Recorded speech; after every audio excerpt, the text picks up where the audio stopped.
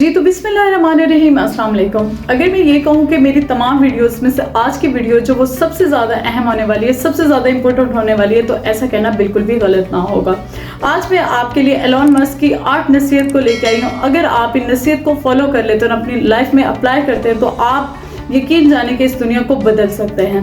तो अपने टाइम को वेस्ट किए बिना हम चलते हैं अपनी उन 8 नसीहत के बारे में कि वो कौन सी नसीहत हैं। इससे पहले आप अगर मेरे चैनल पर नए हैं तो मेरे चैनल को सब्सक्राइब कर लें, मेरी वीडियो को लाइक कीजिएगा और एंड तक मेरे साथ जुड़े रहिएगा। ये वीडियो आपके लिए बहुत ज़्यादा अहम होने वाली है। मस्क इस दुनिया का वासी है जो रहती ही 20 साल आगे है। इसने तखमीना लगाया कि वो 20 साल के आगे की दुनिया जो है कि इसे कैसे बदलेगा। फॉर एग्जांपल, बिल गेट्स ने जितना पैसा अपनी पूरी ज़िंदगी में कमाया, इस शख्स ने अपनी जवानी में इतना पैसा कमा लिया। उन्होंने $50 बिलियन में ट्विटर ख़रीदा, जिसको अब एक्स के नाम से जाना जाता है। ये बहुत बड़ी रकम है, मतलब कि मुल्कों के जो बजट हैं इतनी बड़ी रकम पर रिव्यूल होते हैं। एलोन मस्क कहता है कि आज से 10 साल बाद शहरों की आबादी इतनी ज़्यादा हो जाएगी कि सड़कों पर गाड़ी चलाना मुमकिन नहीं होगा। इसलिए इसने सड़कों के नतीजे बोरिंग करके ट्रैफिक गुजारने के लिए अपनी बोरिंग कंपनी बनाई और कल को ये बिलियनियर्स होगा। इसने स्टारलिंक इंटरनेट के काम को जोड़ा और वो पूरी दुनिया को आज इसकी कंपनी इंटरनेट देने जा रही है। तो इवन जब अभी ये इशू सारा मिडल ईस्ट का होने जा रहा था तो इसने कहा था कि हमारी कंपनी वहाँ पर इंटरनेट फ्राहम करेगी। स्पेस एक्स और टेस्ला तो किसी की तारीफ के मोहताज नहीं है। सन 2030 में टेस्ला यानी कि इलेक्ट्रिक कार और स्पेस एक्स पूरी दुनिया को रिफॉर्म कर देंगी। अब इसकी ये 8 नसीहतें हैं जो हम अगर इन नसीहतों को सीख लेते हैं तो हमारी जो दुनिया है वो बिल्कुल बदल जाएगी। अच्छा, जो इसकी पहली नसीहत है वो कहता है कि डेवलप योर फाइनेंशियल IQ। अपने फाइनेंशियल IQ में इजाफा करें। फॉर एग्जांपल, हम अपने बच्चों को भेजते हैं स्कूल और कॉलेज में कन्वेंशनल तालीम देने के लिए। इनको नॉलेज तो आ जाता है लेकिन इनको फाइनेंशियल नॉलेज नहीं आता, यानी इनको नहीं सिखाया जाता कि वक्त गुजरने के साथ साथ उन्होंने अपने फाइनेंशियल क्राइसिस को कैसे ओवरकम करना है। यही वजह है कि पाकिस्तान में जो 82% अफराद हैं वो पैसे की परेशानियों का शिकार हैं। आप ऐसे माइंडसेट को अपनी कौम में फ़रोग देना है कि लोगों को कम से कम फाइनेंशियल IQ की समझ आए और इनको समझ आए कि हमने पेट कैसे भरना है। अच्छा, जो दूसरी बड़ी नसीहत है वो उन्होंने ये की कि कंपाउंडिंग लेसन। ये नसीहत अल्बर्ट आइंस्टाइन से ड्राइव्ड है कि आप ज़िंदगी में कुछ भी करें, इसको शॉर्ट टर्म्स में करते जाएं और इसके लॉन्ग टर्म इफ़ेक्ट्स का वेट करें, यानी कि कंपाउंडिंग इफ़ेक्ट का वेट करें। अदरवाइज़ वो चीज़ कभी भी यूज़फुल साबित नहीं होगी। अगर आप शॉर्ट टर्म नतीजा चाहते हैं, मतलब हुणे ही पकाया तो हुणे ही खा लिया, लॉन्ग टर्म आपको कुछ भी नहीं देगा। आइंस्टाइन कहता है कि अगर इस दुनिया में 7 अजूबे हैं तो 8वां अजूबा कंपाउंडिंग है। All you need that compounding factors. छोटी छोटी चीज़ें लंबे अरसे तक मिलती रहें तो ये बड़ी हो जाती हैं। मिसाल के तौर पर ये 2 लोग हैं जो इनमें से कहा जाए कि 10 करोड़ ले लो या तो फिर 1 रुपया ले लो, जो हर रोज़ डबल होता जाएगा।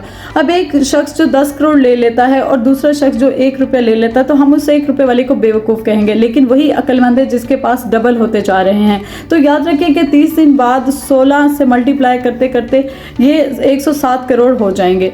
तो इसी तरह हमने जो हमारी कंपाउंडिंग फैक्टर्स है इसको समझना है, इसको सोचना है। तो तीसरी नसीहत की है वो है मल्टी स्किल। एलोन मस्क कहता है कि मल्टी स्किल सीखें। इसका मतलब है कि आप गुर्बत से एक कदम के फासले पर हैं और इस दौर में कामयाब वही है जिसके पास मल्टी स्किल्स हैं। अगर आप मल्टी स्किल्स करते हैं, मिसाल के तौर पर अगर आप MBBS के स्टूडेंट हैं या मेट्रिक के स्टूडेंट हैं या कुछ और करते हैं या कोई भी काम करते हैं तो आप साथ साथ आपको फ्रीलांसिंग, अमेज़न, फाइवर ये सब कुछ आना चाहिए और आपको जो आपकी जो ग्रोथ फैक्टर है वो उसमें फ़र्क आता जाएगा।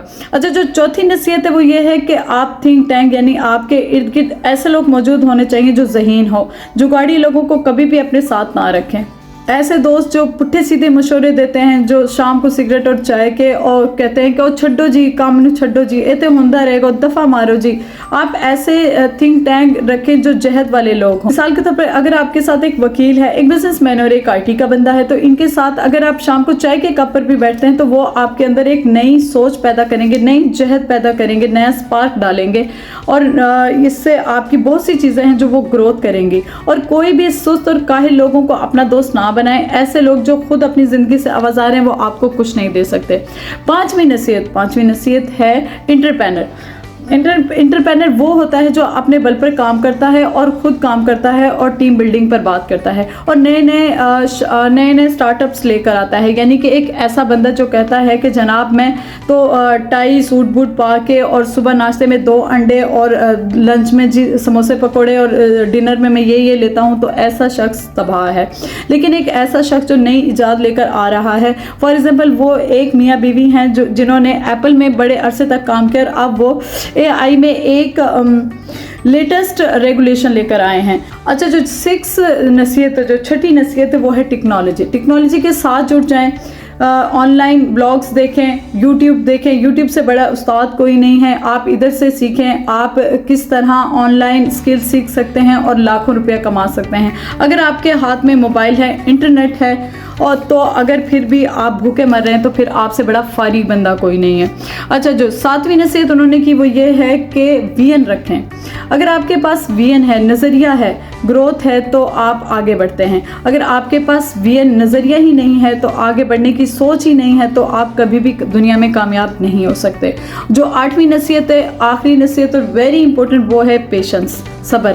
रातों रात कोई अमीर नहीं हो सकता। आपकी किस्मत है, आप जुगाड़ लगा लें तो हो सकता है कि आप 1 साल में कई सालों का पैसा कमा लें और हो सकता है कि आप 10 साल में 1 साल का पैसा कमा लें और 11वें साल 100 साल का जो पैसा है वो आप कमा लें। तो इसके लिए आपको पेशेंस करना पड़ेगा, सब्र करना पड़ेगा। आपको पेशेंस और सब्र की ज़रूरत होगी। अगर आप सब्र करते हैं और तो आप ज़रूर ग्रोथ करते हैं, लेकिन अगर आप सब्र नहीं करते, पेशेंस से काम नहीं लेते तो फिर आप दुनिया और आखिरत दोनों में कामयाब नहीं हैं।